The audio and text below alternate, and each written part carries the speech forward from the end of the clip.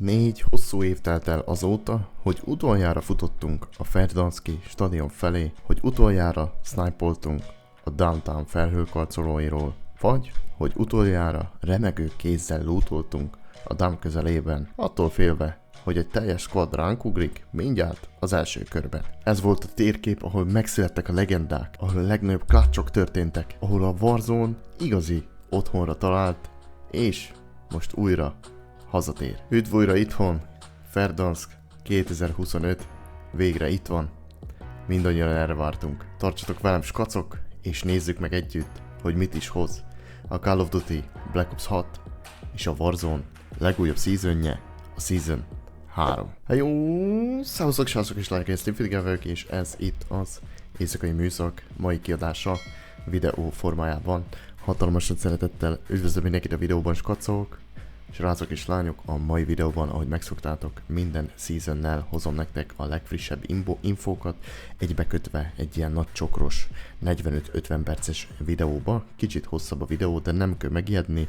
Videó leírásban itt vannak a timestampok, tehát ki tudjátok választani azt a részt, ami nektek igazából tetszik, és ami érdekel titeket, tehát nem kell végignézni a 45 perces videót, hanem kiválasztod azt a részt, ami például valakit a multiplayer érdekel, megnézheti a multi infókat, valakit a zombies érdekel, megnézheti a zombies infókat, és hogyha a Verdansk részletes visszatérésére vagytok kíváncsi, és minden quality of life improvementre, minden update-re, ami a Verdanskot illeti, akkor azt is külön meg fogjátok tudni nézni. Tehát még egyszer mondom, videó leírás, timestampok. Szóval skacok, ma, amikor lássatok ezt a videót, mai nap, április másodikán szerdán le fognak állni a Warzone szerverek este 6-7 óra körül, és egy napig nem lesz elérhető a Warzone, tehát újraindulás pedig 3-án lesz, az a csütörtökön, ez a tervezett dolog, remélem addig nem változik, mert ez a videó most már kimegy, tehát csütörtökön este 6-7 óra körül pedig triggerelődik az új update a Warzone-ba is,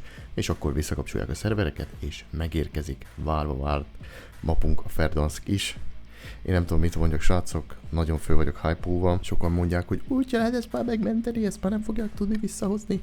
De én még mindig azt mondom, hogy itt kezdődött el minden. Itt kezdődött a streamer karrierem, itt kezdtem el Metafort nézni, és Metafor volt, aki inspirálta arra, hogy nektek contentet gyártsak ide.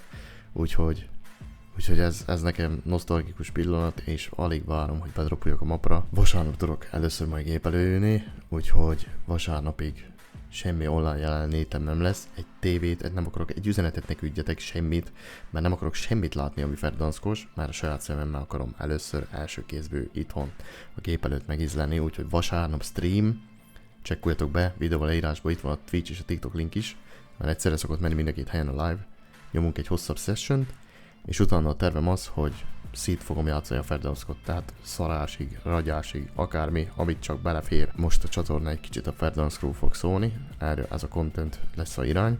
Persze nem azt mondom, hogy eltűnik komplett a Resu content, marad még a Resu content is, de főleg a Verdanskot akarom nyomatni, mert ki tudja, mikor döntenek úgy a fejlesztők megint, hogy kiveszik, úgyhogy szóval skacok, remélem tetszik a videó, hogyha igen, akkor dobjatok rá egy lájkot, hogyha nem, akkor meg egy dislike-ot.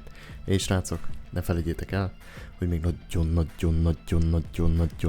nagyon sokat nem megfeliratkozva a csatornára, hogy csapjatok oda a subscribe gombnak is, ha nem szeretnétek lemaradni a következő Slimfit Guy tartalmakról sem. Ennyi a sztori. Én Slimfit voltam, Tani a következőben.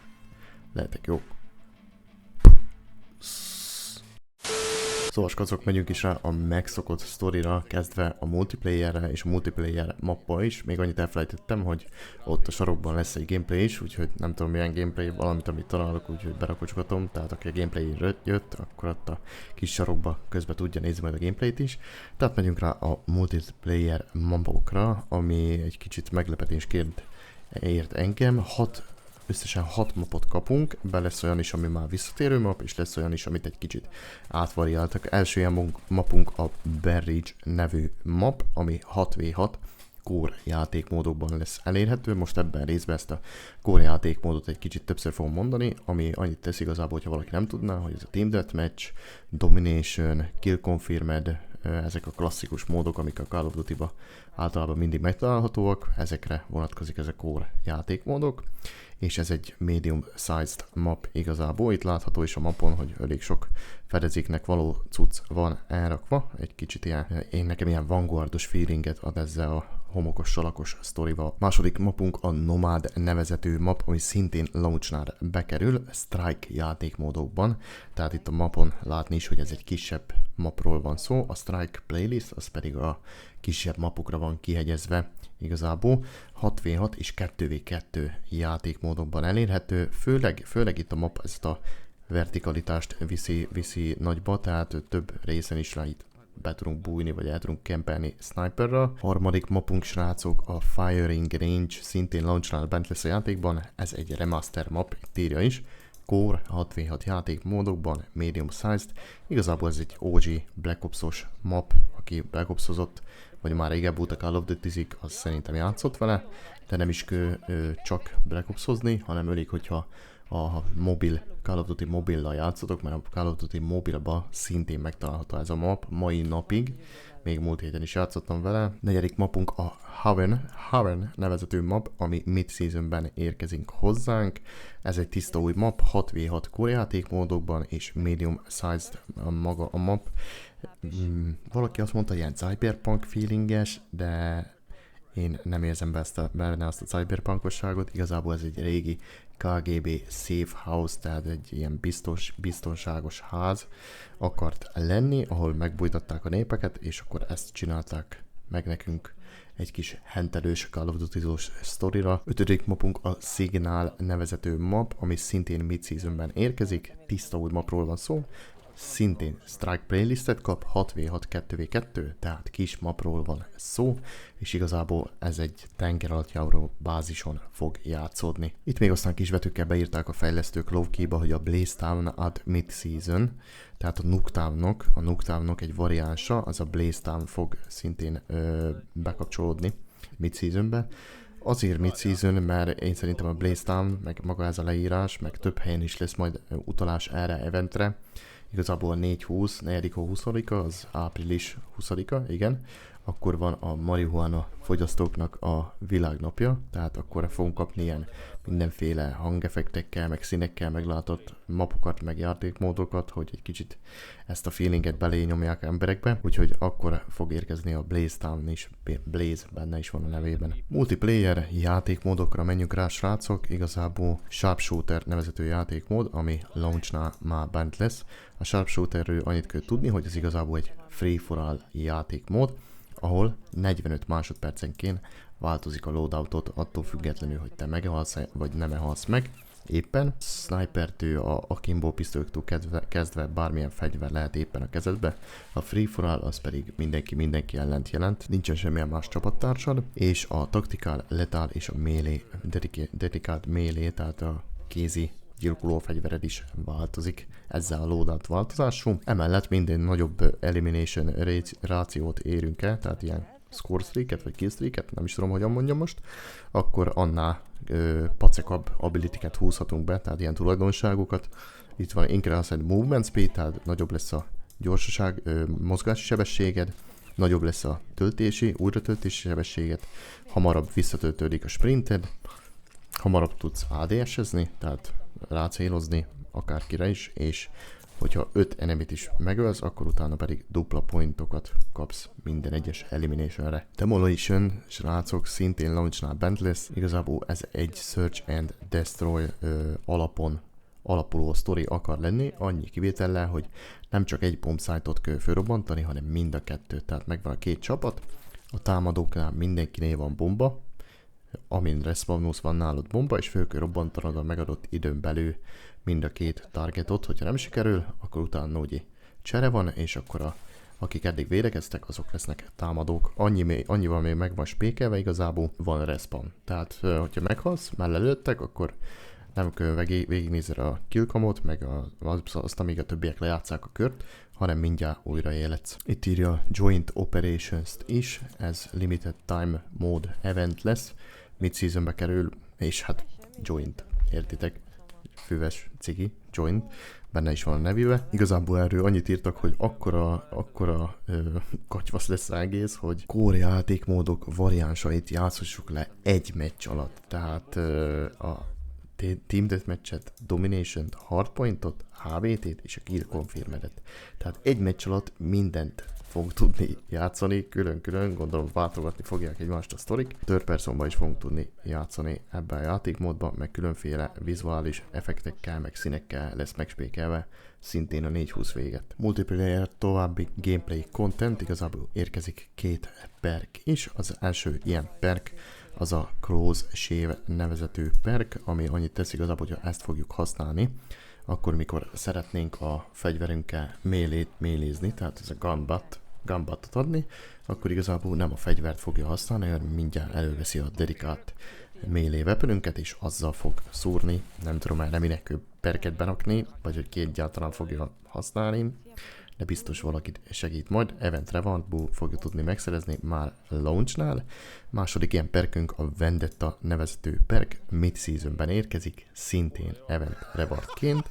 Ez mondjuk jó sztori, de mondjuk erre is van már perk a Black Ops-ba, hogyha jól tudom. Az, hogyha valaki megöl és respawnolsz, akkor egy kis ideig igazából látod a pozícióját, egy rövid ideig, és ennek a ellenfélnek, és bónuszként pedig extra pontokat tudsz szerezni, hogyha meg is ölöd ezt a ellenfelet, amin respawnoltál. Új score streakként bekerül a Death Machine is, igazából ez egy nagy darab Gatling gun, tehát semmi extra. Előző kodokban is már volt, Black Ops-okban is volt. Hogyha elérjük a megfelelő score streaket, elő tudjuk venni ezt a Gatlinget, és ezzel tudjuk sorozni a népet egy bizonyos ideig. Multiplayer Ranked infók, igazából launchnál menni fog a Multiplayer Ranked is, szó nélkül. Sok minden nem változott a Multiplayer Rankedbe, igazából itt a rewardok lettek újak, úgy ahogy tudjátok, minden seasonnel új rewardokat lehet behúzni a Rankedba is. Itten kapunk rank blueprinteket, attól függően, hogy melyik rankot sikerül elérnünk, Gold, Platina, Crimson, Diamond, így sorba, és igazából Jackal PDV-re lesz ez a blueprint, és utána még egy weapon blueprintet kapunk, mondjuk ez szerintem a Click C, de nem biztos, hogy jól mondom, hogyha nyerünk 10 darab wint, ha 100 darab wint csinálunk, akkor pedig ezt a large D-ket tudjuk behúzni. Emellett még különböző calling cardokat is bezsebelhetünk majd, hogyha a multiplayer ranked meghódítása a célunk. Ja, itt még volt 2 cucc, amit hozzátennék, a retroaktív Escher Adjustment. Igazából ez arról szól, hogy rájött a Activision, hogy nagyon sok a cheater a játékban, és úgy akarják ezt retroaktivizálni, tehát ellensúlyozni, hogy amikor észreveszi a játék, hogy a rankedben van egy cheater, bannolja, akkor az előző 1-2 meccs visszamenőleg, akiket megvert, tehát legyőzött ez a cheater, azok kapnak SR refundot, tehát hogyha véletlenül plusz SR üti a kontotokat, akkor az azért volt, mert cheater ellen játszottatok és kikaptatok. És igazából ez fordítva is működik, tehát hogyha észreveszi a anti-cheat, hogy a cheaterrel játszó együtt, akkor tőled is elveszi a SR-t. Mondjuk ezt nem tudom, hogyan fogja megkülönböztetni, hogy csak random kapok egy társat, mint cheatert, de reméljük jobban fog működni, mint eddig anti-cheat működött. A Rejoin in Progress még most fog bekerülni, amit nem is értem amúgy, hogy miért csak Season 3-ba kerül bele a rankedbe. Ez annyit tesz, hogyha véletlenül kidob a game, vagy valami deverrot kapsz akármi ranked közben, akkor 5 percid van, hogy visszajoinuljál. Ha visszajoinulsz időbe, akkor igazából működik minden tovább, de hogyha elvesztitek a játékot, a csapatod elveszti azt a játékot, akkor azt a játék betudja annak, hogy azért van, mert nem tudta időbe visszajoinulni, és hiányos volt a csapat, és így akkor a SR loss, tehát kevesebb SR-t fogsz veszíteni. A Black Ops 6 Zombies már most kivételes módon, amúgy mindjárt launchnál indítsa a contentet, de hát ez szerintem nem csoda, mert nem csak a sima multiplayer és a Warzone playereknek húzódott el az a season, hanem igazából zombies játékosoknak is, tehát már szerintem őnekik is kéne az új content. És igazából a fő sztori, amit kapunk, az a Shattered Veil nevezetű map, tehát kapunk egy új mapot, szokás szerint a Zombies update-tel, ami igazából egy ilyen mansion akar lenni, tehát egy villa akar lenni a Liberty Falls hegyekben. ott játszódik ez a sztori. Itt látni, hogy azért a villa belső része ez ilyen komplet zárt terület, úgyhogy itt majd érdekes fajtokat lehet hentelni a zombikkal. Maga a sztori igazából arról fog szólni, hogy a szem segítségével megpróbáljuk igazából megfejteni az ősi leletnek a titkait, és ezáltal visszahozni Maxis ügynököt. Itt a képen látjátok kívülről is a mapot. Kb. Méretben amúgy akkora lesz, mint a Citadel des Morts, és akkor lehet bent is fajtolni, és a késő részeken is lehet fajtolni a zombikkal. Kapunk egy új ellenfelet is, az Elder Disciple néven, hát a Disciplint, vagy mondjuk úgy Disciplin, igen, azt már ismerhessük a MV3-ból is. Most akkor úgy látszik, a zombit azt azért próbálják a MV3-ra építeni, mert ugye Mangler már bent van, és akkor most berakták a Disciplint is, és annyit kell tudni, hogy ugyanúgy lebeg a levegőbe, és egy ilyen elektromosság veszi őtet körül, és tud spawnolni zombikat is, és aztán ezekből a zombikból nyeri magát a energiáját. Tehát, hogyha találkoztok egy ilyen Elder Disciple-vel, akkor ne a zombikat lőjétek körülötte, hanem először őt lőjétek ki, mert tud minél több zombit spawnolni. Tehát lehet, hogy soha nem lesz vége a spawnolgatásnak. Emellett a Shattered Veil nevű map igazából hoz magából egy újfajta zombit is. Egyelőre még, hogyha jól tudom, akkor csak itt lesz elérhető, a Shattered Veilbe lesz elérhető ez a Toxic Zombie nevezetű zombi. Annyit kell tudni róla, hogy ilyen méreg veszi körül, és idegből fut rád, aztán fő fog robbanni, mikor ott van a közeledbe, és olyankor gondolom ilyen toxikus, tehát mérgező sebzést kapsz. Új Wonder Weapon-t is kapunk, a Ray-Gun Mark 2, tehát a Ray-Gun Mark 2-t, a Ray-Gun-t ismerjük, ez a klasszikus Black Ops-os zombis fegyver. Annyi különbség lesz benne, hogy most kapunk 3 fajta variánst hozzá, mindegyiknek ugyanaz a neve, csak egyiknek van egy W, a másiknak egy P-je, a harmadiknak meg egy R-je. A Ray-Gun W verziója az igazából hasonló lesz, mint egy SMG, és olyan tulajdonságú lesz fölruházva ez a verziója, hogy fő tudja gyújtani az ellenfeleket. A második verzió igazából a P nevezetű verzió. Ez úgy fog lőni, mint egy shoti, tehát hasonló lesz, mint egy shoti igazából, és le tudsz spawnolni egy szigilt a földre, egy ilyen kis kört, gondolom, az a szigil, amiben, hogyha beleállsz, akkor egy bizonyos ideig sebezhetetlen lesz ő. Az R verzió, az pedig igazából egy marksman riflés sztorika akar lenni, ami ilyen vírusos sebzést tudunk kibocsájtani ellenfelekre, és ott a környező területen ez mindegyik zombit érinti majd. Második új Wonder Weaponünk a Wunderwaffe DG2, ami szintén már olyan fegyver, ami látható volt az előző zombies játékokban is. Annyit kell igazából tudni róla, hogy elektromos sebzés fog a zombikra bocsátani, ahogy itt a képen is láthatjátok. Hogyha egy zombit megölünk vele, akkor az szétterjed a többi zombira is, és így fogja sztalolni és sebezni őket. További játék elemek a Shattered Veil, srácok, kapunk egy főküldetést, és mellé pedig jutalmakat is. Itt a képen már azért lehet valami elképzelésetek arról, hogy mi is maga a jutalom. Maga a jutalom az ez a operátor lesz. Azoknak a playereknek, akik kiviszik a main questet, tehát a főküldetést ezen a mapon, még mielőtt megjelente a Directed Mode, akkor ezt a operátort tudjátok megszerezni, ezután még kaptok 5000 XP-t is, és még egy különleges calling cardot is kaptok, mivel a Directed Mode nélkül vittétek ki a sztorit. Emellett még van itt egy-két trap, meg egy-két ilyen plusz cucc, ami be fog jönni, a Microwave Trap, amit 750 essencért tudunk megvenni majd. Igazából összeterülünk egy hordát, és akkor bekapcsoljuk a switchet, és már intézi is a trap a dolgot, gyilkolja nekünk a zombikat, remélem ezzel majd újfajta XP és camo farmolós cuccot fogunk tudni létrehozni.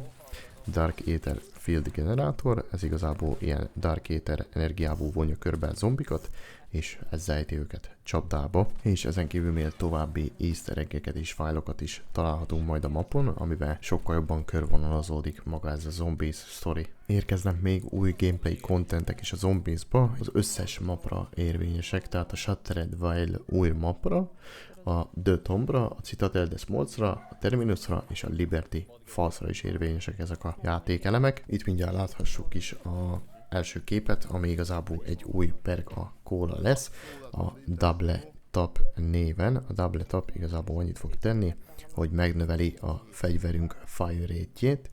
A fire rate alatt azt kell érteni, hogy mennyire gyorsan szórja a fegyver a golyót, és hogyha még betesszük research-ön is ezt a perket, akkor extra cuccokat fogunk tudni kioldani vele, akár dupla sebzést is, vagy még gyorsabb fire rate-et fogunk tudni research-ölni. 3 új Goble Gum is érkezik, tehát ezek a kis zsóvacskák vagy mik, amiket be tudunk kapdosni.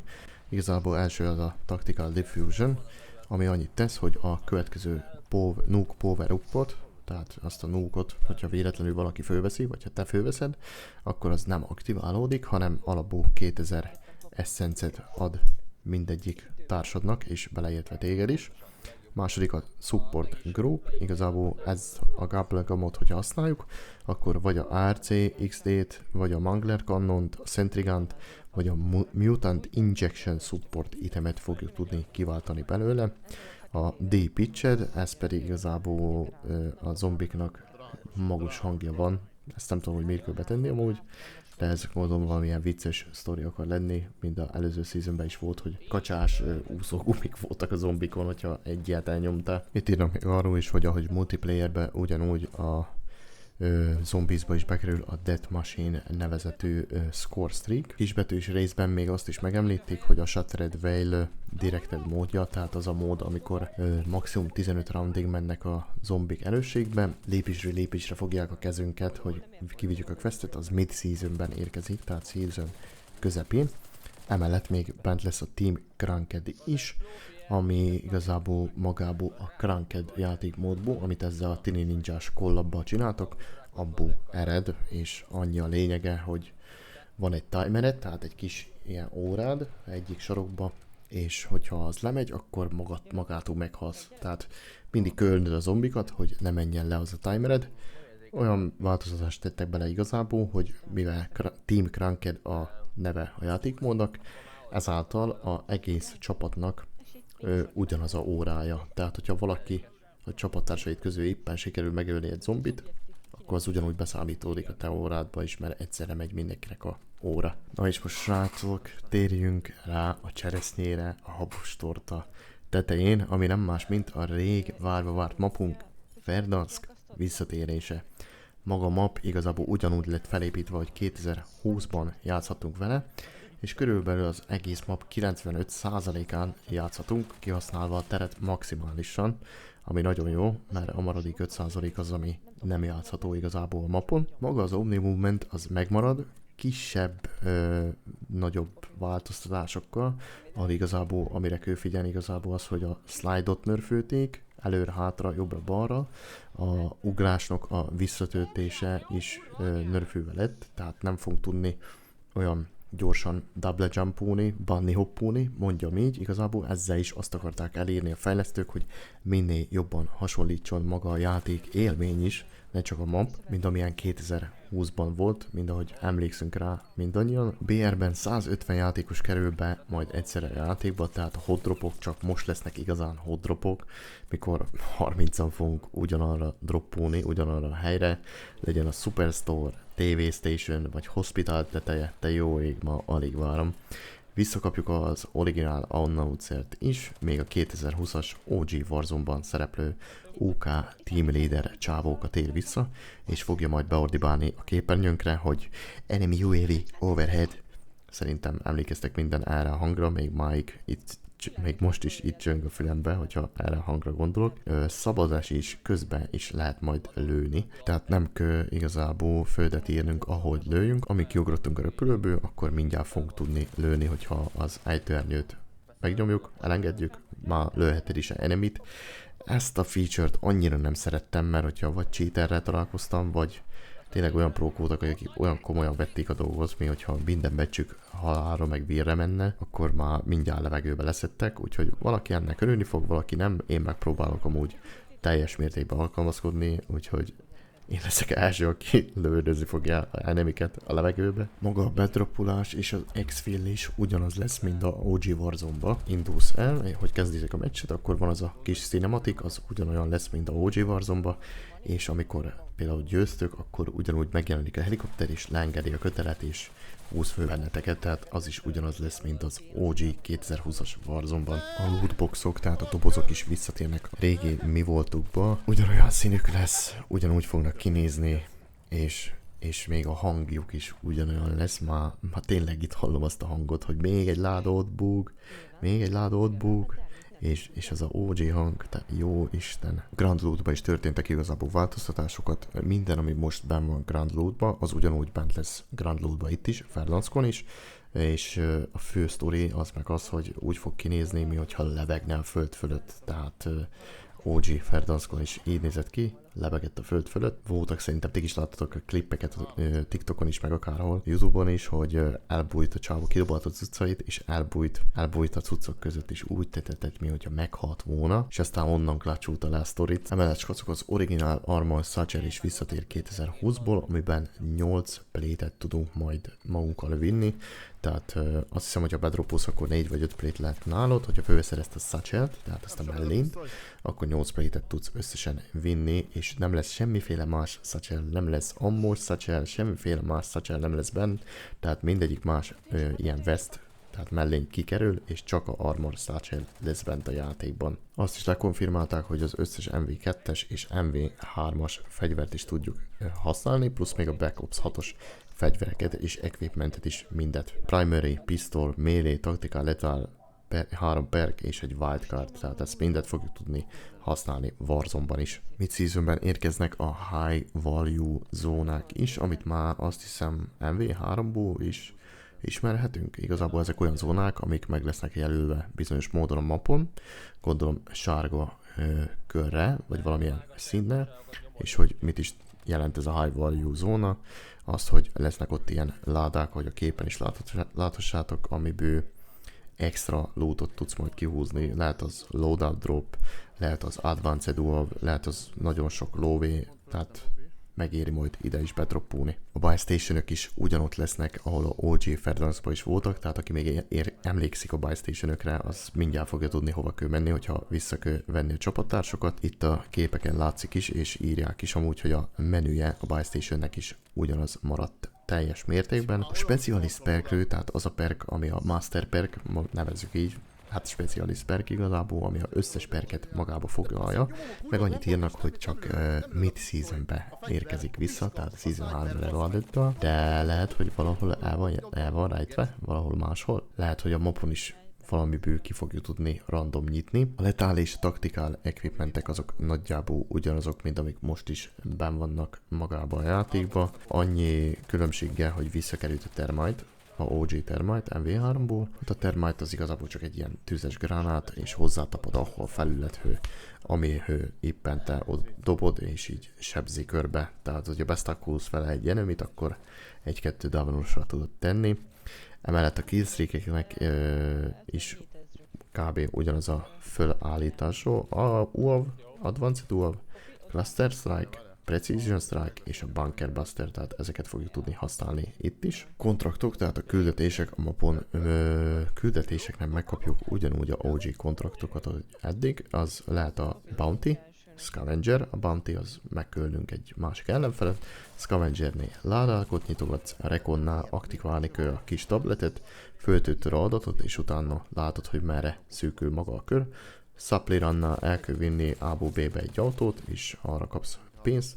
Big Game Bounty, ezt ismerjük ugyanaz, mint a kis Bounty, csak nagy Bounty, több pénzzel, és ha sikerül legyőzni ezt ellenfelet, akkor még Advanced UAV-ot is kaphatunk mellé. Itt a további meccseken belüli public eventekről is írtak pár sort, ahogy igazából ez csak annyi, amennyi eddig is benn volt, tehát Fire Sale, tehát lesz Fire Sale, ugyanúgy, hogy eddig is volt Fire Sale, ahol a buy stationokon olcsóbban tudjuk megvenni a sztorikat. Jailbreak szintén bent lesz, azok a playerek, akik bent vannak még a meccsbe, kiszabadulnak a gulagból, és újra játékba kerülnek. Restock az pedig, amikor a kék színű ládák újra töltődnek loottal, ez bizonyos kör után, és a loadout drop, ami szintén bent lesz a második és a 5. körnél is lesz egy ingyenes loadout drop. Gulagban az zászlófoglalós OG gulag lesz, tehát ha nincs kedvünk harcolni, de jól pozícionáljuk magunkat, és sikerül foglalni hamarabb a flaget, tehát az zászlót mind ellenfélnek, akkor még nyertük meg a gulagot. Járművek srácok, visszatér az OG Aka Heli, amit szerintem nagyon sokat ismeritek. Hát és már nagyon régi találkoztam én is vele. Hospital tetőrű elcsorni, legnagyobb stíl. Cargo truck is visszatér, egy személy, aki tudja vezetni, a többiek meg hátra beugrálnak, és akkor úgy járjuk körbe Verdanskot ellenségeket keresve. A Light Tactical Wilco, tehát az LTV OG verzió is visszakerül. Emellett ezt a kis Polaris bugit is megkapjuk, és a quad is bekerül, ez a Black Ops-os quad. Az épületekben rejtőzködő zipek szintén megmaradnak, tehát főle fogunk tudni ezeken is járkálni, és emellett még nagyon sok épület szélén is meg lesznek ezek a zipek. Hogyha jól tudom, akkor redeploy balónok nem lesznek, tehát nem lesz az, hogy eldobod főhúzott marad, és akkor elrepülsz vele, de ezekkel zipekkel is szerintem nagyon sok tetőre be lehet majd kempelni. Quality of Life update-ek srácok, nézzük meg, hogy mégis a fejlesztők hogyan próbálták élhetőbbé és játszhatóbbá tenni magát a Warzone-t és a játékot. A Buy Station-on lesz egy opció, ahol meg tudjuk venni az összes csapattársunkat egyszerre, tehát csak erre kell rákattítanunk, és akkor mindenkit visszahív a Buy Station. Ez amúgy egy jó dolog szerintem, mert nem kell külön-külön válogatni, hogy kinek volt több pénze, vagy akármi. Ha van pénzünk mindenkire, akkor megveszünk mindenkit. Ha Weapon Inspectort nyomunk, tehát nézegetjük a fegyverünket jobbról-balról, akkor igazából itt oldalt kiírja, hogy milyen attachmentek vannak rajta. Ez is amúgy egy hasznos cucc lehet. Ha fölveszünk egy fegyvert valamelyik ellenségtől, és nagyon tetszik, és nagyon jó, akkor így a Weapon Inspector meg tudjuk nézni, hogy milyen attachmenteket használt rajta az a illető. Emellett még a menüben is be tudjuk majd állítani a kedvenc loadoutunkat, úgyhogy OG Warzone-ba is, és akkor mindig azt fogjuk kivenni elsődlegesen. Killcamnál történtek nagyon nagy nem mondható, de egy kicsit ilyen komolyabb változtatások. Itt, ahogy a képen is lássátok, itt van az a klasszikus Black Ops-os sztori, hogy ki ölt meg minket és mennyit sebzett ránk. Itt is fogja írni, hogy affected by. Tehát mi alapján tudta az a illető, hogy ott vagyunk, vagy mi alapján ölt meg minket. Itt írja is, hogy live ping, tehát volt egy live ping, ami bepingelt minket, volt egy recon drone, ami fölülről látta a helyzetünket, és őnek is unsuppressed weaponja volt. Azt írja, de hogy azt miért affected by, azt nem tudom, de szóval, ha most kihalunk, akkor azért érdemes lenne megnézni a killcamot, mielőtt reportolunk, mert ezek alapján azért kiderülhet, hogy valaki csak simán jobb volt nálunk, vagy nézed a killcamot, és auto-aimbot rántotta rád a sztorit, akkor nyomd a reportot, érted? Legalább most fogod tudni, hogyha tényleg jobb volt, akkor miért is volt jobb. Visszatérő és új mapok, launchnál bekerül ugye Verdansk Battle Royale módba, és Rebirth Island megmarad mellette, hogy vigye Resuban a prémet. Maga Verdansk többfajta Battle Royale móddal is érkezik nekünk, vagy nem is, hogy Battle Royale móddal, inkább játékmóddal érkezik nekünk. Az első ilyen a Battle Royale Casual, ami egy új fajta lesz a Battle Royale-nak igazából, és a alapja maga a Warzone Bootcamp. Ez egy teljes mapos játékmód lesz, tehát egész mapon játszódik, 148 játékossal, abból 28 a igazi játékos, és a botok pedig 120, tehát 120 bot, gondolom azt attól függően telíti be, hogy mennyi real játékos érkezett be ebbe az adott lobbyba. Tehát itt aztán igazán lesz lehetőség arra, hogy a játékosok gyakorolják a gameplayt, a movementet, a taktikázást és magát a mapot is meg tudják ismerni, főleg a új játékosok. Emellett bekerül a sima Battle Royale is, ami 150 playerrel lehet, kb. 25 perces meccsekkel. Erről nincs mit beszélni, igazából ugyanolyan, mint a Orzixtán, Solo, Duo, Trio, Quads. Visszakerül a Plunder is magába a játékba, a Plunder játékmódot, ahol pénzt kell gyűjteni, és úgy kell megnyerni a meccset, hogy minél több pénzt viszünk ki magunkkal, igazából az a csapat nyer, aki a legtöbb pénzt összegyűjti. Ezt Verdanskon mutatták be, ezt a játékmódot legelőször, úgyhogy ide is visszatér 100 játékos, kb. Olyan 20 perces meccsekkel. És ahogy már említettem a bootcampet is, a bootcamp ide is bekerül egy kisebb ilyen körbe, 44 játékos vehet majd benne részt, ebből 12 ember és 32 maga a bot, tehát kisebb körre kezdünk, és az fog összeszűkülni. XP-t lehet rajta farmolni, de maga a kamó challenge-ek, meg ezek a challenge-ek azok nem számítódnak be ebbe a játékmódba. És Rezsóba pedig igazából a klasszikus Rebirth Island fog majd pörögni. Skacok, elérkezett a Ranked Season folytatása is. A Season 3-ba a Ranked Urzikstánon megszűnik létezni, és Urziksztán nem is lesz bent igazából a játékba, hanem átkerül Verdanskra, trióba, úgyhogy aki erre várt, az végre itt is csapathassa majd a rankedot. Én tervezem úgy, hogy fogom grindolni. Jó lenne grindolni, meglássuk, hogy mit ad majd. Ne kívánok mindenkinek nagy sikert hozzá. Mid-seasonben érkezik a High Trip nevezetű mód is. Igazából ez a játékmód ugyanúgy, ahogy már mondtam előzőekben is, az a 4-20-ra van kihegyezve, tehát 4-20-a az a stonereknek a világnapja, és itt is ilyen különböző effektek, meg hangok, meg vizuális sztorikkal fogják megbolondítani a fejünket, úgyhogy aki amúgy is nyomja a füves cigarettákat, azt szerintem itt még inkább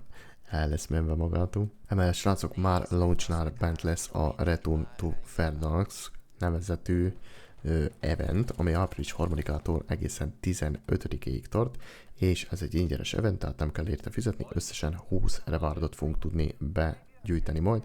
Az, hogy igazából miről is szól ez az event, hogy 12 helyszínre kell majd bedropolnunk, gondolom ez a mapon jelzi is majd valahogy, hogy melyikek azok a helyszínek, és ott meg kell találnunk ilyen széfeket is kinyitogatni. Hogyha sikerül összes széfet kinyitnunk, akkor ez a ingyenes operátor üti majd a markunkat. Emellett srácok, ezen belül a eventen belül igazából 14 rewardot fogunk tudni még pluszba ezen kívül, amit mutattam, kihúzni, hogyha csak simán belépünk. Tehát, hogyha csak simán belépünk, akkor mindjárt megkapjuk ezt a két operátort, megkapjuk a Kilo 141-es fegyvert, ez egy assault rifle, régen Verdanskon mindenki kedvence volt, kapunk egy ilyen kék színű ejtőernyőt, és a lábunkon ez a flare is kék színű lesz, ahogy droppolunk be.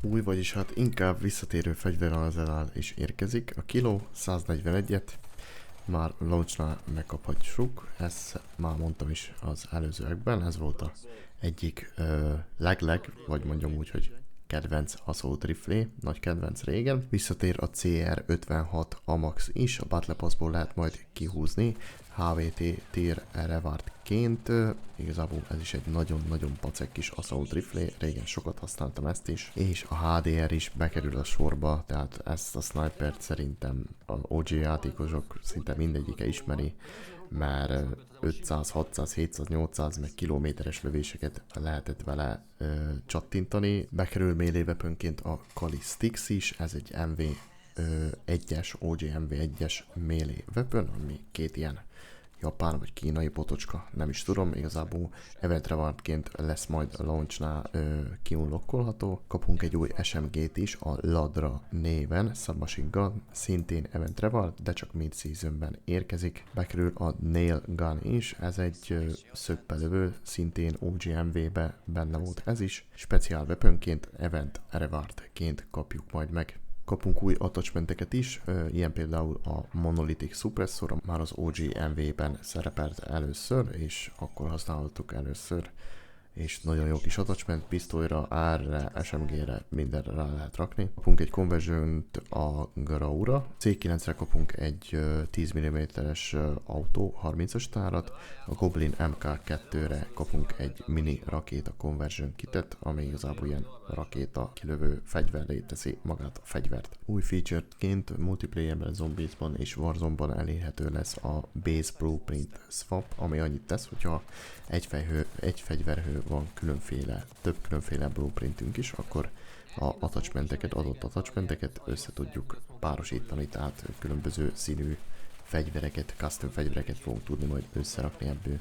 És kapunk egy ilyen kis camo hubot is, ezen a camo hubon láthatóak igazából maguk a challenge-ek adott fegyverekhő, hogy mit kell teljesíteni, ahogy például megszerzzük a goldot, silvert, stb. A következő kamót, amit ki akarunk húzni a bizonyos fegyverre. Season 3 Battle Pass és Black Cell skacok, a Pre-med most a Battle Passban Hudson, Tehát ez a operátor és Mace nevezetű operátor, ami egy 2019-es MV-s operátor fogja vinni a prémet. Itt láthatjátok is, hogy többfajta variánst fogunk kapni ezekhez a karakterekhez, attól függően, hogy melyik Battle Pass-t fogjuk megvásárolni. Visszatér a Black Cell is, és igen, jól látjátok, hogy a hírhedt Rose operátor van a fő képcímen, vagy főcímen, vagy főképen.